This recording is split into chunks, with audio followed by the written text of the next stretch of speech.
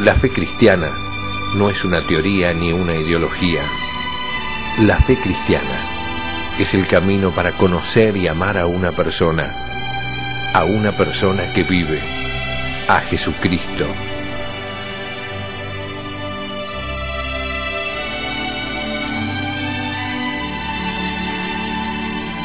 La fe cristiana, un curso del Instituto de Formación Teológica por Internet que quiere ayudarte a crecer en el amor a Jesús, nuestro Señor.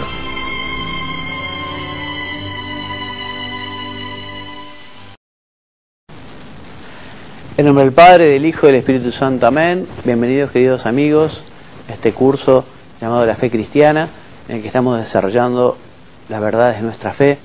Y la semana pasada comenzamos con el tema 7, que es la elevación del hombre al orden sobrenatural y la caída o el pecado original. Y quienes escucharon el programa recordarán cómo Dios crea al hombre por su benevolencia, sin ningún tipo de obligación. Quiere crear al hombre además como hijo suyo, lo eleva al orden sobrenatural dándole la gracia. Pero veíamos cómo el hombre no fue fiel a Dios, porque tentado por el demonio es un ángel que se rebeló contra Dios, porque también los ángeles tuvieron su prueba y muchos fueron fieles y otros rechazaron a Dios, se rebelaron contra Dios, y uno de ellos, Lucifer, Satanás, tienta al hombre. El que es el padre de la mentira le dice que si come de ese fruto prohibido iba a conseguir ser como Dios, que por eso Dios le había prohibido al hombre comer del fruto del árbol del bien y del mal. Y el hombre, que era libre, podía haber rechazado la tentación, sin embargo, sucumbió libremente y quiso seguir lo que le sugería el demonio, la serpiente, ¿no? Primero pecó Eva, y luego Adán, los dos se rebelaron contra Dios.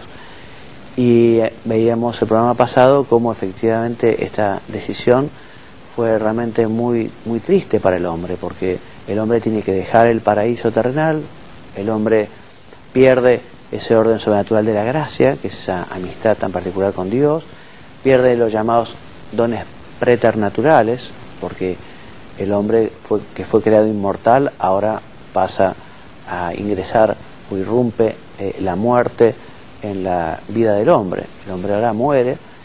El hombre también, que iba a trabajar sin sudor de su frente, no iba a tener dolor, ahora pierde ese don preternatural y ya todo iba a costar más, iba a estar sujeto a sus pasiones, que también quedan desordenadas, ¿no? El hombre queda inclinado al mal, es la concupiscencia, esa tendencia, una tendencia pero que el hombre puede también manejar, en el sentido de que el hombre no está, como decía Lutero, corrompido totalmente. Es mentira que el hombre no pueda hacer el bien, es mentira que el hombre no pueda rechazar la tentación. Justamente de este error hablamos la última vez, ¿no? Como esas dos puntas. Por un lado, Lutero, que dice que el hombre está totalmente corrompido, por eso no puede hacer obras buenas, que solo la fe lo salvará y que no puede hacer nada. Más aún, para Lutero, que el hombre quiera tratar de hacer el bien es como un acto de soberbia, porque su naturaleza, según él, está completamente corrompido y nunca puede hacer nada bueno. Eso no es verdad. Como tampoco es verdad lo que decía Pelagio. Pelagio estaba en la otra punta, por decirlo de alguna manera, en que no valoraba la gracia sobrenatural, la ayuda de Dios.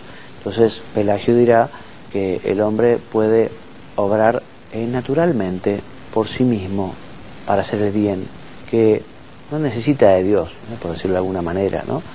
Bueno, el Concilio de Cartago rechazará esta postura y dirá que el hombre, para hacer el bien, siempre necesitará la gracia de Dios. Nosotros no podríamos decir ni amén si no fuera porque nos lo permite, nos inspira el Espíritu Santo. Bueno, esto es más o menos lo que dijimos así resumidamente la semana pasada en este tema 7. Continuamos ahora y decimos que La Biblia enseña que nuestros primeros padres transmitieron el pecado a toda la humanidad. O sea, los siguientes capítulos del Génesis narran la progresiva corrupción del género humano, estableciendo un paralelismo entre Adán y Cristo.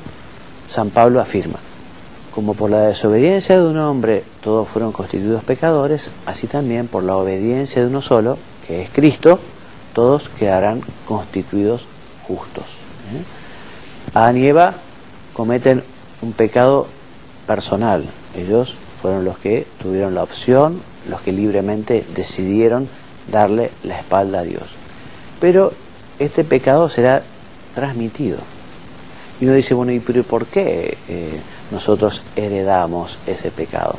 Y bueno, porque Dios había pensado para Adán y Eva y toda la naturaleza humana unos dones que les dio, pero que el hombre los perdió, y al perderlos no los puede transmitir. En fin, como por ejemplo, por decir un ejemplo, una persona que tuviera una fortuna enorme, y que un día de locura va al casino y pierde absolutamente todo. Y bueno, los hijos no podrán heredar un céntimo, porque su padre perdió todo, ¿no? Otro ejemplo también, no sé, ¿qué culpa tiene un niño, por ejemplo, que ha heredado el don del SIDA, ¿no?, que sus padres contrajeron, ¿no?, o que alguno de sus padres contrajo, ¿no? Bueno, en este caso, nosotros, todos los hombres, heredamos este primer pecado de Adán y Eva. Será transmitido por propagación a toda la humanidad, es decir, por la transmisión de una naturaleza humana privada de la santidad y de la justicia originales. Por eso este pecado original es un pecado contraído por Adán y Eva, pero no contraído por nosotros. Es un pecado que es un pecado que hemos heredado, pero que no hemos cometido. Por eso es un estado y no un acto. En Adán y Eva fue un acto, una decisión que pasó en un momento determinado de la historia. Ellos decidieron y decidieron. En cambio nosotros lo heredamos, nacemos con este estado de pecado original, que es un gran misterio, pero que algunas cosas hemos podido saber por la revelación y nos lo enseña la Iglesia. Dice el Catecismo: así, aunque propio de cada uno el pecado original no tiene en ningún descendiente de Adán un carácter de falta personal. Entonces, el pecado original no es una falta personal de los herederos, de los hijos de Adán. Para algunas personas es difícil aceptar la idea de un pecado heredado, sobre todo si se tiene una visión individualista de la persona y de la libertad. Ante las lamentables consecuencias del pecado y su difusión universal, cabe preguntarse, pero ¿por qué Dios no impidió que el primer hombre pecara? Una gran pregunta, ¿no? ¿Por qué Dios no impidió que el primer hombre pecara? Y te voy a responder con San León Magno y con Santo Tomás de Aquino. San León Magno, en un sermón, responde que la gracia inefable de Cristo nos ha dado bienes mejores que los que nos quitó la envidia del demonio. O sea que para el género humano fue mucho más valioso la encarnación del Verbo, la venida de Jesucristo, que la pérdida, por decirlo de alguna manera, de la gracia de Adán y Eva. Y Santo Tomás dice la misma idea, dice: no se opone a que la naturaleza humana haya sido destinada a un fin más alto después del pecado. Dios en efecto permite que los males se hagan para sacar de ellos un mayor bien. De ahí las palabras de San Pablo: donde abundó el pecado, sobreabundó la gracia. O el canto que dice, el exultet, ¿no? Oh feliz culpa que mereció tal y tan grande Redentor. O sea que Dios permitió al hombre que pecara porque dejó que utilizara su libertad, pero Dios transformó este horror del pecado original en un fruto extraordinariamente mejor, que es el de la encarnación del Hijo de Dios. Entonces la Iglesia siempre ha leído el relato de la caída desde una óptica del monogenismo. Quizás esta es la primera vez que escucharon esta palabra, ¿no? Pero digamos, siempre la Iglesia sostuvo que Adán y Eva fueron la primera pareja humana, hombre y mujer. Lo contrario a monogenismo es lo que se llama poligenismo, que algunos pensaron que en realidad Adán y Eva eran como el prototipo, la representación de un grupo grande de personas, ¿no? Pero bueno, San Pío XII en la Humanae Generis dice que desde el punto de vista de la fe, el poligenismo es problemático, pues no se ve cómo pueda conciliarse con la revelación sobre el pecado original. Bueno, vamos a ver algunas consecuencias prácticas de esta elevación del hombre al orden sobrenatural y, digamos, también del pecado, el pecado original, ¿no? Consecuencias de la elevación y de la caída. Entonces decimos que la principal consecuencia práctica de la doctrina de la elevación y del pecado original es lo que podemos llamar el realismo que guía la vida del cristiano, consciente tanto de la grandeza de ser hijo de Dios como de la miseria de su condición de pecador. O sea que el realismo cristiano nos tiene en cuenta estas dos grandes verdades, ¿no? Que el hombre es hijo de Dios, pero que también el hombre puede darle la espalda a Dios, el hombre puede desobedecer a Dios, que el pecado es una realidad que existe en la vida del hombre. Entonces, por un lado, previene tanto de un optimismo ingenuo como de un pesimismo desesperanzado. Dice el Catecismo que proporciona una mirada de discernimiento lúcido sobre la situación del hombre y de su obrar en el mundo. Ignorar que el hombre pecó, ignorar la realidad del pecado original, ignorar que el hombre posee una naturaleza herida, inclinada al mal, da lugar a graves errores en el dominio de la educación, de la política, de la acción social y de las costumbres. O sea que pensar que el hombre, todo lo que haga o todo lo que surge de su naturaleza es bueno, es un error, porque la naturaleza está inclinada hacia el mal, porque el hombre muchas veces se deja llevar por las pasiones. Entonces ese naturalismo o ese naturismo, no sé, bueno, todo lo que yo haga, todo lo que brote de mí espontáneamente es bueno, eso es un error, ¿no? Porque el hombre justamente lo que tiene que hacer es, con su inteligencia y con su corazón, discernir qué es lo bueno, qué es lo malo, y hacer el esfuerzo de hacer el bien y rechazar el mal. Otra consecuencia, el saber que el hombre es hijo de Dios pero que es pecador, nos tiene que dar una serena confianza en Dios, Creador y Padre misericordioso, que no abandona a su criatura, que perdona siempre y conduce todo hacia el bien, aún en medio de adversidades. Repite, omnium bonum, que quiere decir, todo lo que sucede es para bien. Todo lo que me sucede es para mí un bien. Por tanto, esta conclusión es acertada. Acepta eso que te parece tan costoso como una dulce realidad. Omnium bonum es una expresión de San Pablo, diciendo, bueno, no olvidemos que Dios también gobierna su creación con su providencia y que nosotros como hijos tenemos que confiar en Dios y en lo que sucede, ¿no? Y saber también que Dios puede sacar de cosas que parecen malas, o la enfermedad, o la pobreza, o problemas, por ejemplo, de tipo meteorológico, ¿no? Bueno, ¿por qué este terremoto? ¿Por qué el tsunami? ¿Por qué? En fin, es un misterio. Pero bueno, ahí está la fe, diciendo, bueno, si Dios lo permitió, o si esto ocurre, bueno, por algo será, y uno tendrá que tener confianza en Dios.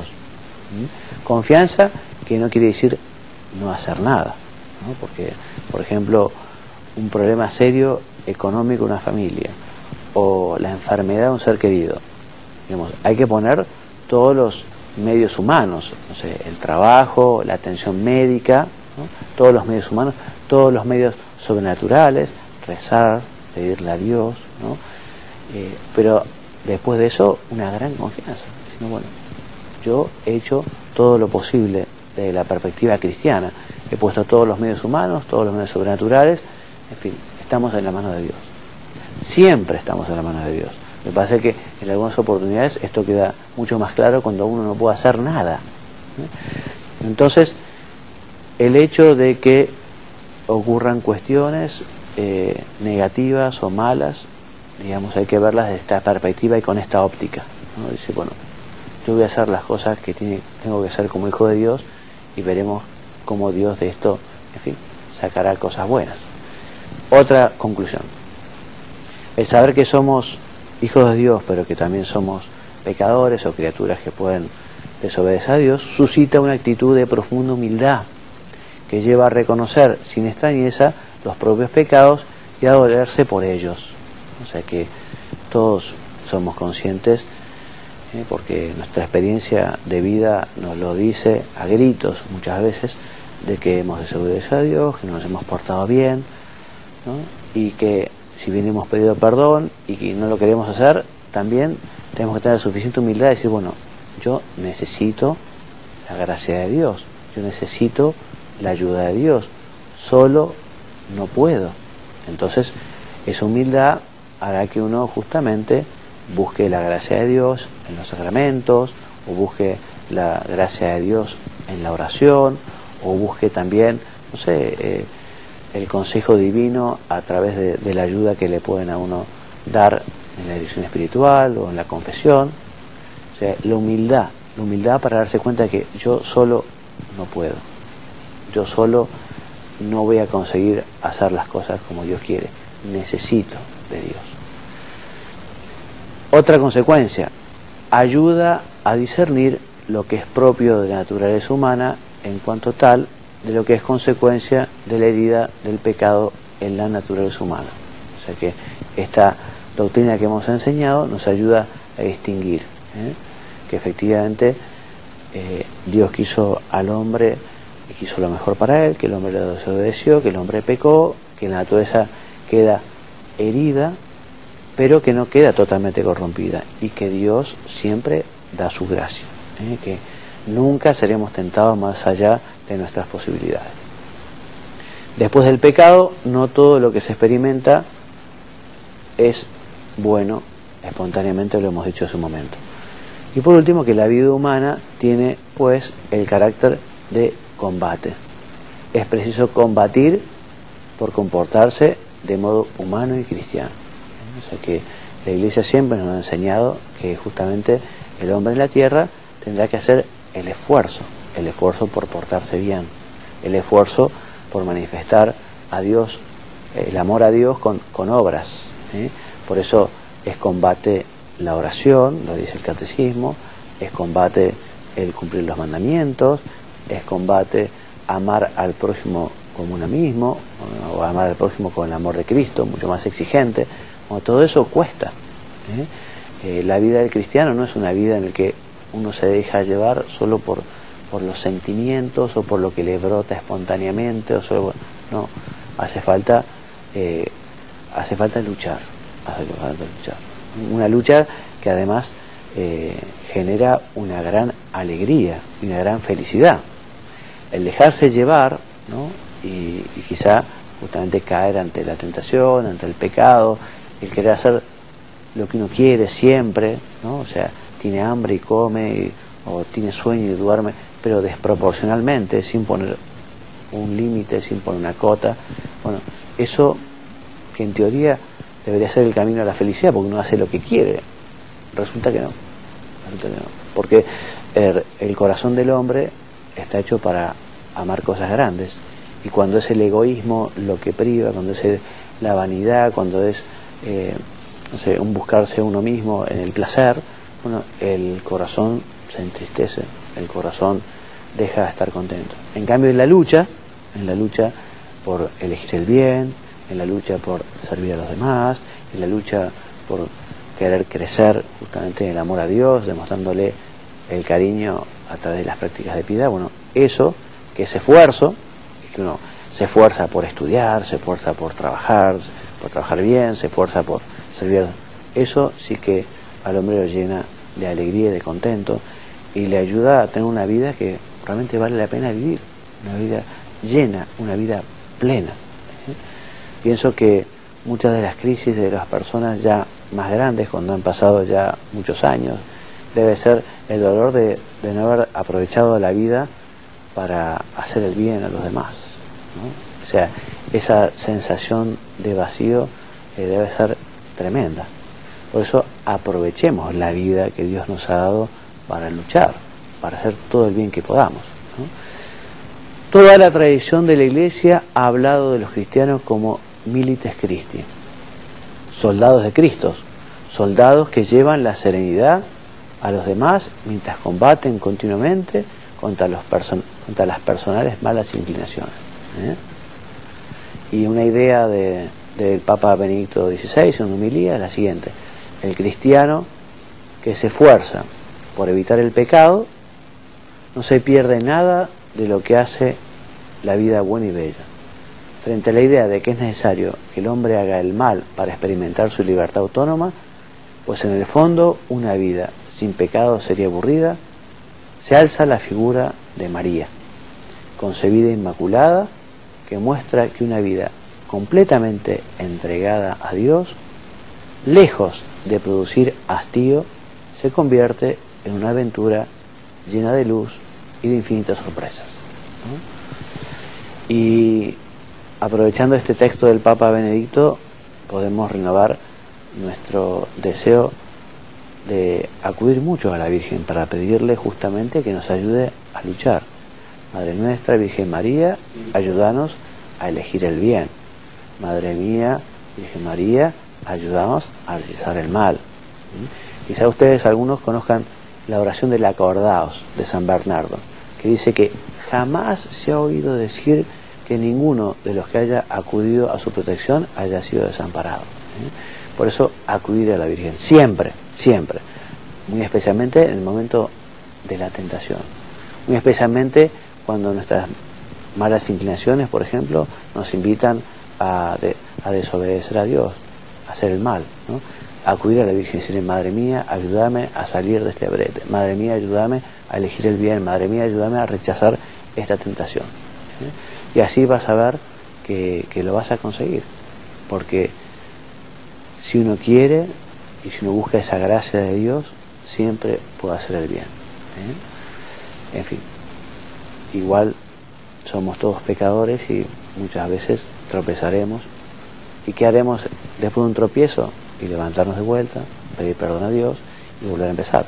La santidad de un hombre está en volver a empezar todas las veces que sea necesario, en reconocer su pecado y pedir perdón y volver a empezar. Bueno, hasta aquí entonces nuestra clase de hoy. Les doy la bibliografía si quieren profundizar en el tema. El Catecismo de la Iglesia Católica trata estos temas del número 374 a 421, el compendio del número 72 al 78. También puede leer de Juan Pablo II la catequesis sobre el credo, la primera parte, cuando habla de creo en Dios Padre. Y como lectura también recomendada, el libro del Papa, ¿no? Es el libro del 2005, Memoria e Identidad. Les recuerdo que encontrarán estas presentaciones o los textos en Word o en PDF en institutodeteología.org o en oracionesydevociones.info, o también en encuentra.com. Si alguno quiere escribirme, puede hacerlo a juanmariagallardo@gmail.com. Bueno, espero que estas clases les hayan ayudado a esclarecer un poquito estos temas importantes, ¿no? Estos temas importantes como es cuál es el sentido del hombre sobre la tierra, el mundo tuvo un momento, por qué el hombre desobedece a Dios, por qué esa inclinación al pecado. En fin, son todos temas que son importantes. Hoy el hombre no piensa mucho, no profundiza mucho, ¿no? Hay una vorágine que lleva, digamos, a hacer y correr. El hombre tiene que volver a tener sus tiempos de meditación, de reflexión, un poco de filosofía, de profundizar. Bueno, y estos temas son muy importantes, son muy importantes. El volver a reflexionar, bueno, cuál es el sentido de la existencia del hombre en el mundo, por qué Dios quiso hacer su creación, por qué al hombre le cuestan las cosas y por qué las cosas no son fáciles. En fin, son todos temas para plantearse. Hay mucha bibliografía. El catecismo, aunque es un resumen de nuestra fe, profundiza mucho. El catecismo es un libro que no puede faltar en ninguna casa. cualquier casa de cualquier católico debería estar el catecismo, y además muy usado y muy leído, muy leído. Tiene un muy buen índice también, en el que si uno tiene un tema que no sabe bien, dice, bueno, pero ¿cuál es la enseñanza de la Iglesia sobre alguna cuestión, ¿no? No sé, la fecundación in vitro, temas así a veces medio difíciles, ¿no? Bueno, uno va al catecismo, va al índice, pero también si uno hace una lectura continuada, empezando por el principio, es importante, y además uno tiene el compendio, que es el resumen, también uno puede leer el compendio, cuando surgen dudas, ir al catecismo de Juan Pablo II, en fin. Bueno, les dejo estas inquietudes, la semana que viene continuaremos, ya comenzaremos a ver cómo se cumplió la promesa de Dios en el protoevangelio y cómo efectivamente Dios envió al Redentor, envió a Jesucristo, a la segunda persona de la Santísima Trinidad, para salvar a los hombres. Un tema apasionante que, si Dios quiere, lo veremos en nuestro próximo programa. Me despido dándoles la bendición y diciéndoles la bendición de Dios Todopoderoso, descienda sobre todos y cada uno de ustedes, para que los ayude a ser muy buenos, para que los ayude a ser muy fieles y para que los ayude sobre todo a cumplir siempre su voluntad. En nombre del Padre, del Hijo y del Espíritu Santo.